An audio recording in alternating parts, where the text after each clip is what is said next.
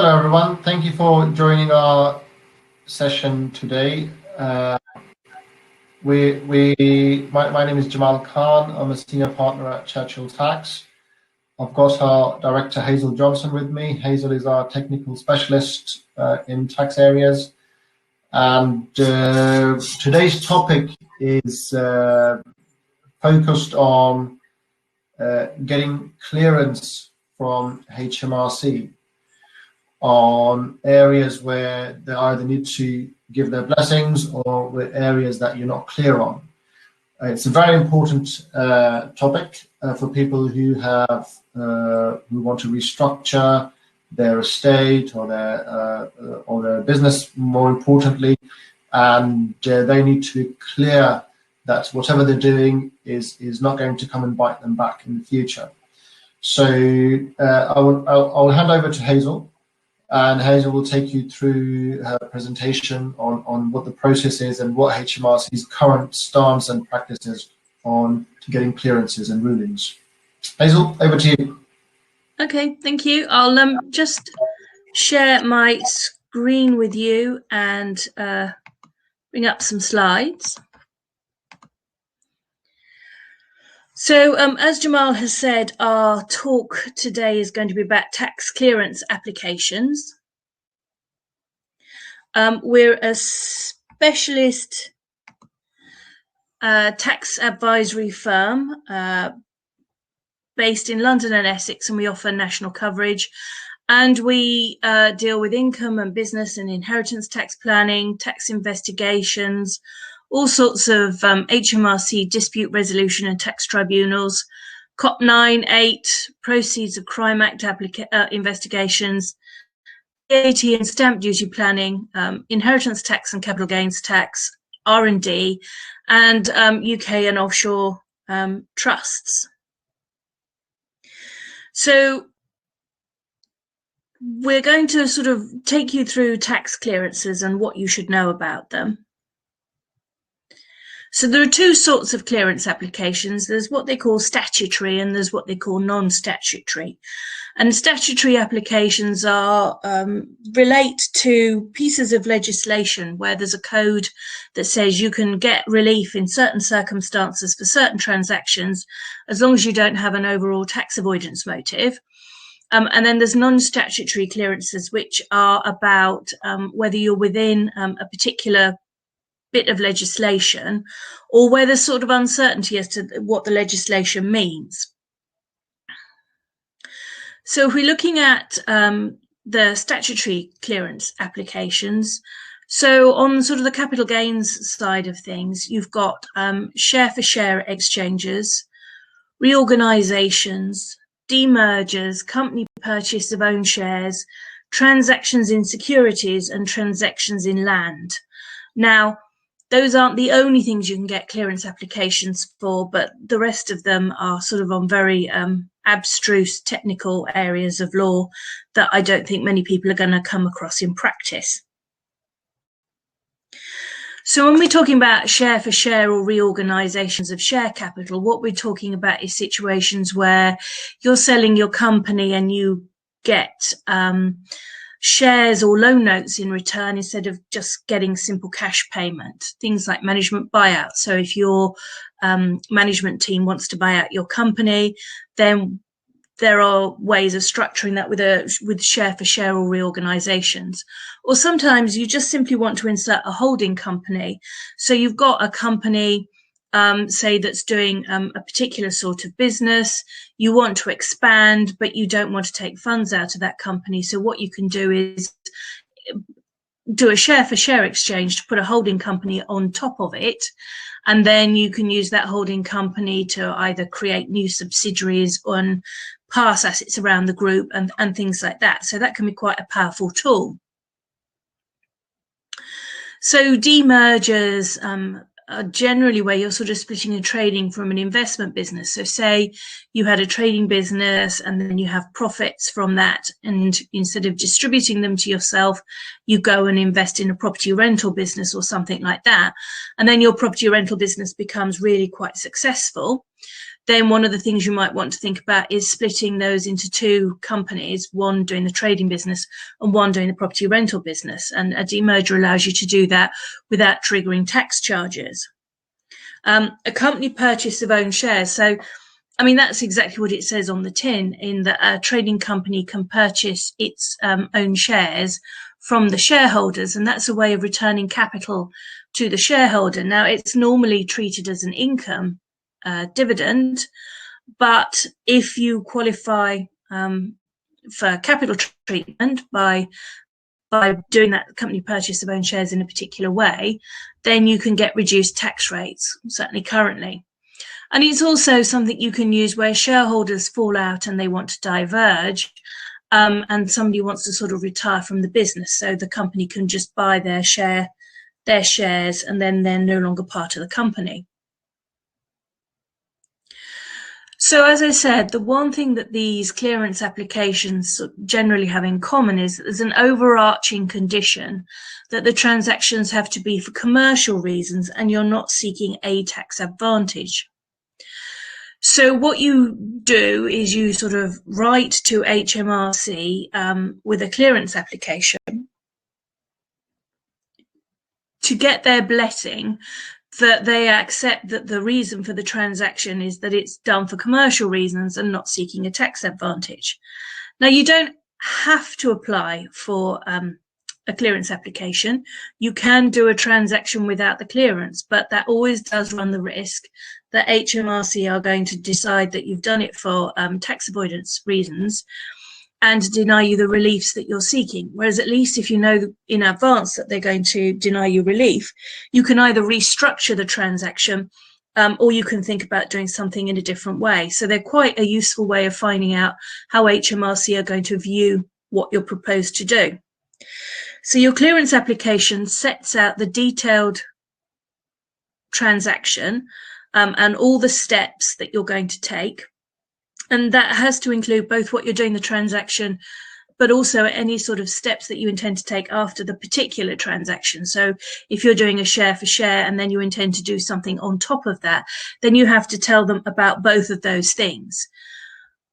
You give detailed reasons as to why you're doing that transaction. So you say, well, this is why I'm doing my commercial transaction. I am doing this because my trade exposes me to risks that I don't wish to be exposed to, and I want to isolate them from my other businesses. I think it would be more cost effective to separate these two lines of business. All sorts of sort of commercial reasons why you may wish to conduct your trades, your investment business in different ways, which sort of mop up with the fact that when you started out, you didn't know which direction your business was going in, but now something that you hadn't anticipated has become a more profitable line of business, and you just want to structure things properly. And as part of this, you normally send the accounts so that HMRC has a sense of what sort of level of tax is at stake, and this sort of backs up your statements about how the business is being conducted and how you intend to take it further. Now, there's a 30-day turnaround on responses. And HMRC are generally, I mean, you know, in non-COVID times, quite good at hitting that 30-day turnaround. But that doesn't mean to say you're going to get your ruling in 30 days. What they will do frequently is ask you more questions or ask for additional information. So sometimes you're fortunate enough to get your clearance application on the first hit, but what is more often is them coming back with a set of questions, and then you reply to them, and then that's another 30 days that they've got to reply to your additional information. And I would say that the important thing when you're preparing your clearance application is a strong story. It's the narrative and the presentation that's important, because what they're going to be looking at is, why are you doing this transaction? They're going to assume that you're basically qualifying for all the conditions of the transaction. You know, that's part of our job in putting the transaction together, that we're sure that you're going to satisfy the conditions. The only sort of live issue that you should have on your clearance application is, why are you doing it? And you have to have as much information that you can to back that up. So if you've got board minutes to show that you've considered something, if you've got business plans that you've got setting out where you're going to be in sort of 2 or 5 years' time, if you've had discussions with banks about lending, all the things like that can be useful in bolstering the clearance application. Because the important thing to note is it's not that you can't have a tax benefit in doing the transaction. Frequently there are tax benefits for the transaction, because we don't generally advise people to do transactions that are going to have a tax cost. But what should be driving the transaction is your commercial and economic decisions, and not any tax savings that you can achieve.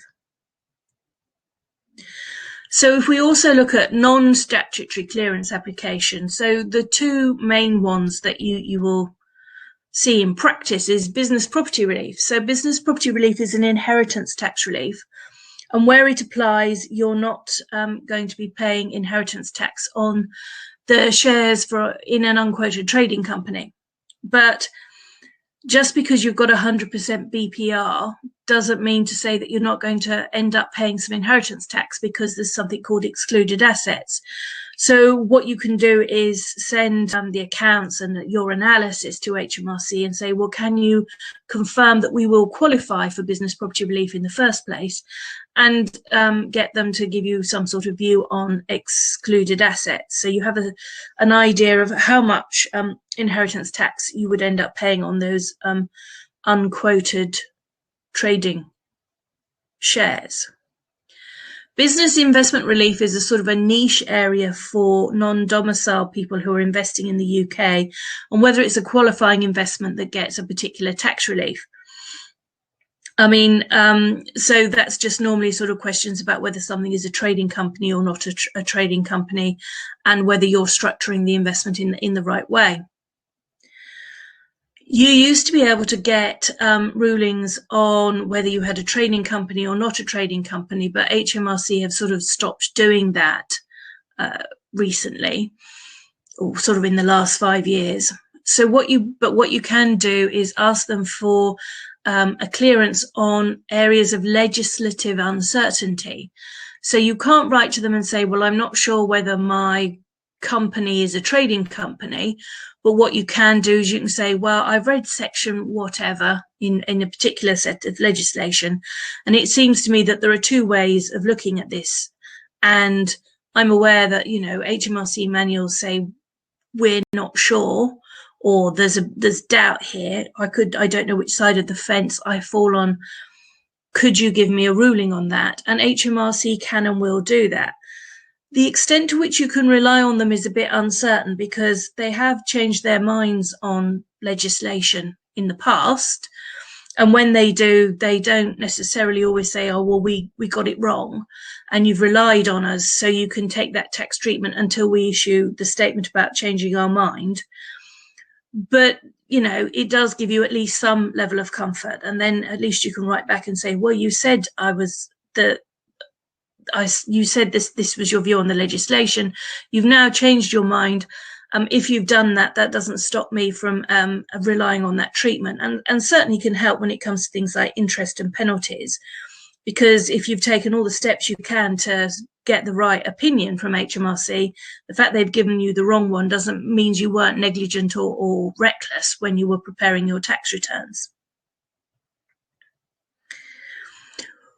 The other limitation on non-statutory clearance applications is you can't ask them to approve your tax planning. So if you put together a strategy, you can't write them a letter and say, is this going to work? Because they won't tell you. And in particular, there's something called a general anti-avoidance, general anti-abuse rule, which says that you've got to stay within the intention of legislation.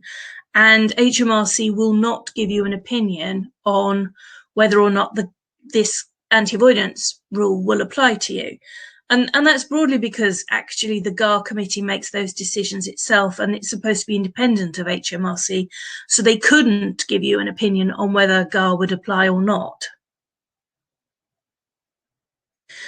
So in summary, there are broadly two sorts of clearances. There's pre-transactional clearances to show that what you're aiming to do qualifies for a particular relief and isn't tax avoidance, or at least isn't wholly or exclusively for tax avoidance purposes, but may give you some sort of tax planning advantages. And there are statutory clearances for some particular areas where HMRC are willing to give you comfort, or where you've got genuine uncertainty on legislation. And there are the contact details of both Jamal and I. And you can subscribe to our YouTube channel and join future live webinars as we do monthly tax planning and tax updates that we put on these channels so that you can be kept informed of the latest activity in the tax world. Thank you, Hazel. That's very useful. I've got a couple of questions here, and the first question is, how are people finding or how are you finding HMRC's stance, or are they, out of 5, how many are being accepted first time applications?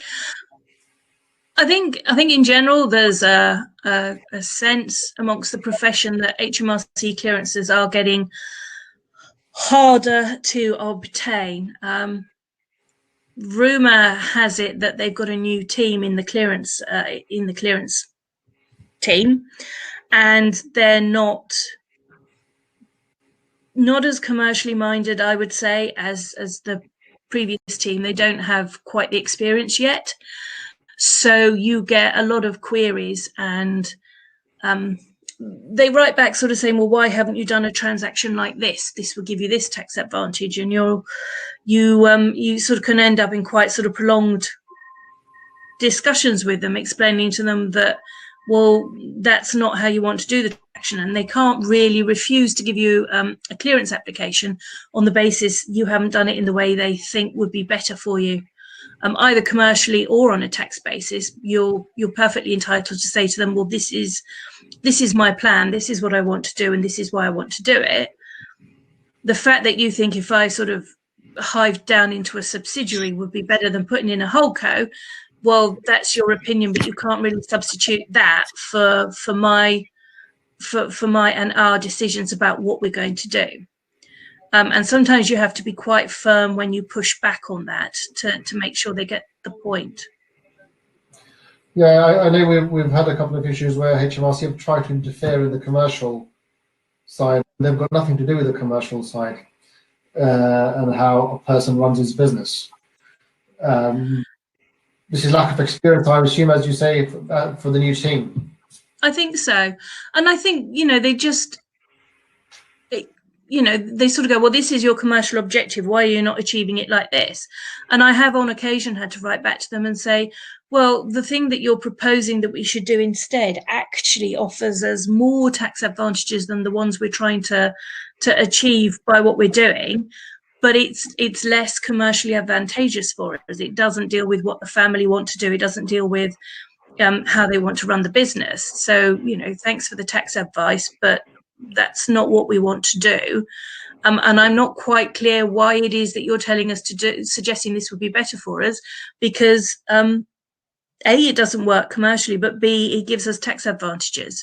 So why are you pushing us to do something that's sort of more tax saving than what we're trying to do in the first place?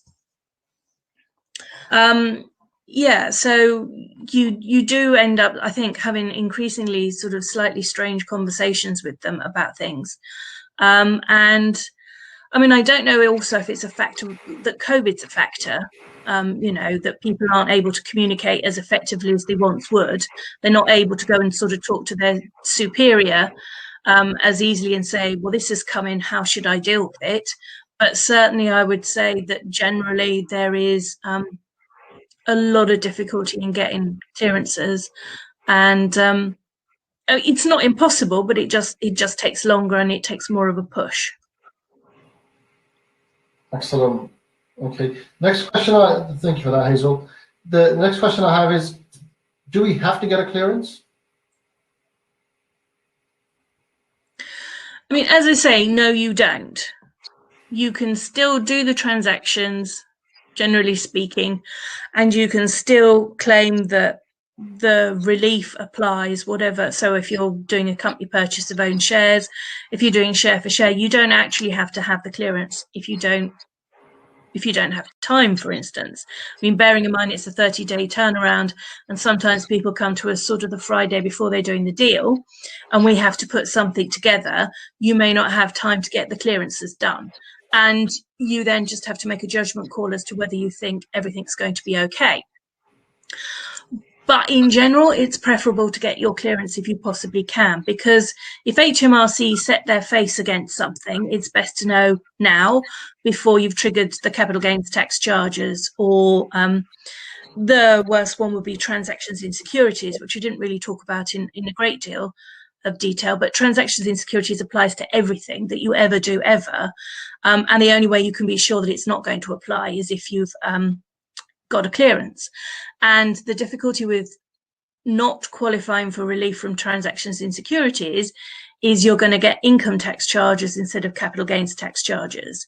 So you can do a share for share exchange and be taxed to income tax, not just capital gains. So income tax instead of capital gains. So I think transactions in securities is the one that would worry me the most about not getting clearances on. Great. Excellent. Well, thank you, Hazel. It's a very useful and very powerful presentation. Hopefully our viewers will be able to benefit.